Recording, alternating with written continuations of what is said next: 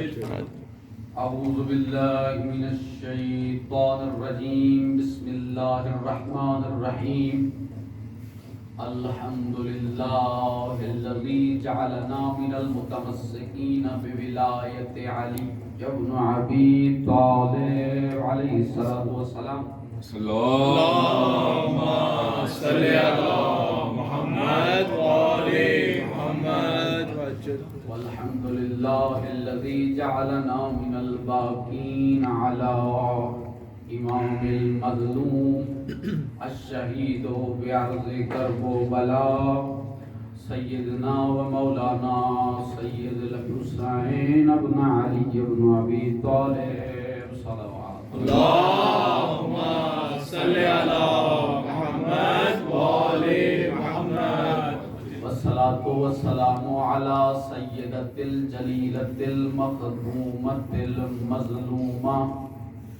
سیدہ فاطمۃ الزہراء سلام اللہ علیہا اللهم صل على محمد وآل محمد اما بعد فقد قال اللہ تبارک و تعالی فی کتابہ المجید والفرقان الحمید وقوله الحق بسم اللہ الرحمن الرحیم انما یرید اللہ لیذہب عنکم الرجس اہل البیت ویطہرکم تطہیرا اللهم صل على محمد وآل محمد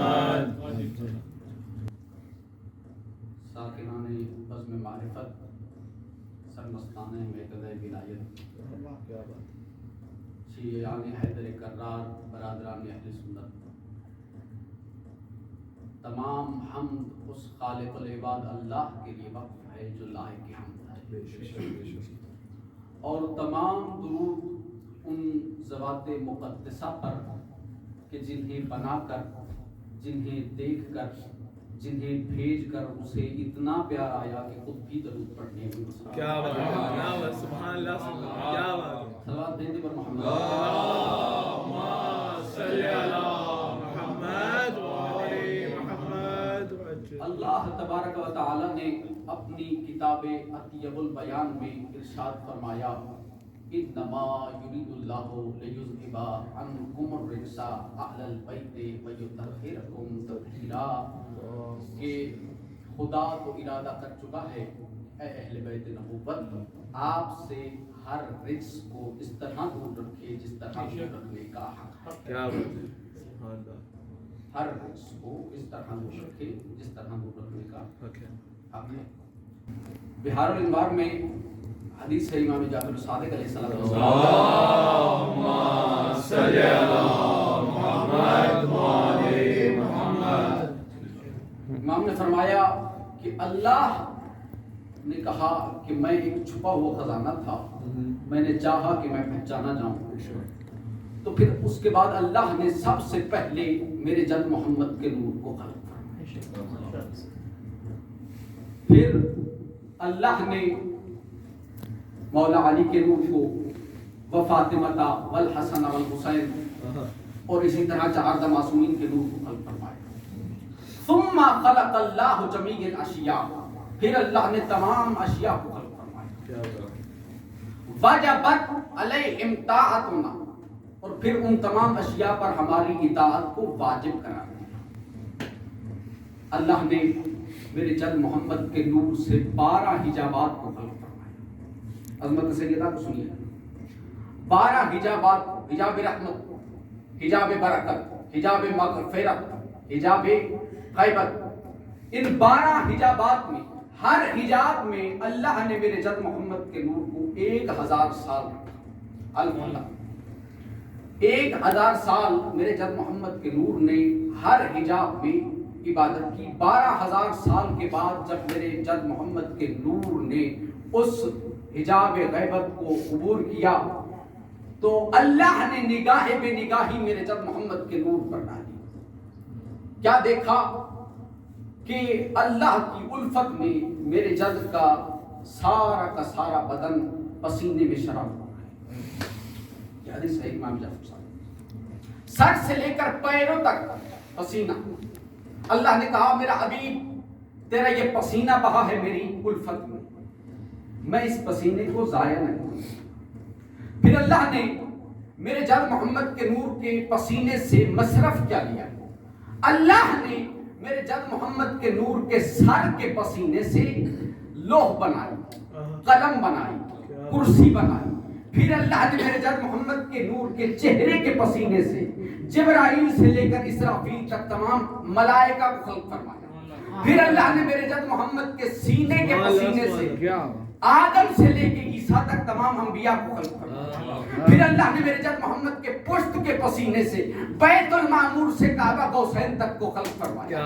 پھر اللہ نے میرے جد محمد کے پیروں کے پسینے سے مشرق سے لے کر مغرب تک زمین کو بچھایا۔ پھر اللہ نے کہا میرا حبیب تھوڑا آگے بڑھ، محمد آگے بڑھے، اللہ نے زندگی کو خلق فرمایا۔ پھر اللہ نے کہا میرا حبیب تھوڑا پیچھے ہٹ، محمد پیچھے ہٹے، اللہ نے موت کو خلق فرمایا۔ پھر اللہ نے کہا میرا حبیب میری رحمت کو اپنے خیال میں رکھتے ہوئے مسکرا، محمد مسکرائے، اللہ نے جنت کو خلق فرمایا۔ پھر اللہ نے کہا میرا حبیب میرے غضب کو اپنے خیال میں رکھتے ہوئے تھوڑا غضبناک ہو، محمد کے چہرے پہ غصہ آیا، اللہ نے دوزخ کو خلق فرمایا۔ او میرا مسلمان بھائی، دوزخ اور کچھ نہیں محمد کی ناراضگی کا نام ہے۔ آئیے پوچھتے ہیں آپ ناراض کتنے ہیں؟ آواز آئی الفاطمہ تو بذات منی فمن آزا فاطمہ فقد آزانی، جس نے اسے ناراض کیا اس نے مجھے ناراض پر دشمن سیدہ لعنت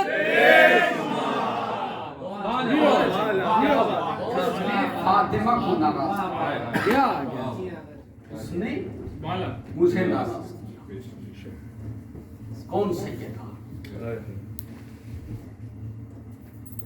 الفاطمہ تو بذات منی، یہ نہیں کہا بذات قلبی، جگر کا ٹکڑا ہر بیٹی اپنے باپ کا ہوتی ہے۔ آپ بذات منی، اب اگر محمد مصطفیٰ کو ذات کے تناظر میں دیکھو گے تو محمد مصطفیٰ کا ٹکڑا ہے، اگر نبوت کے تناظر میں دیکھو گے تو فاطمہ نبوت کا ٹکڑا ہے۔ بس ہزارانی وقت بہت قلیل ہے۔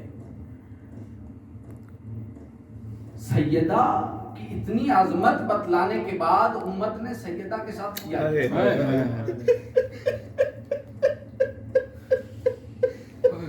عزادارہ نے سیدہ بابا کی قبر پہ 3 ماہ کے بعد ہاتھ رکھ کے کہتی ہے بابا جس ہاتھ پہ بوسے دیتے تھے اس ہاتھ کو توڑ دیا۔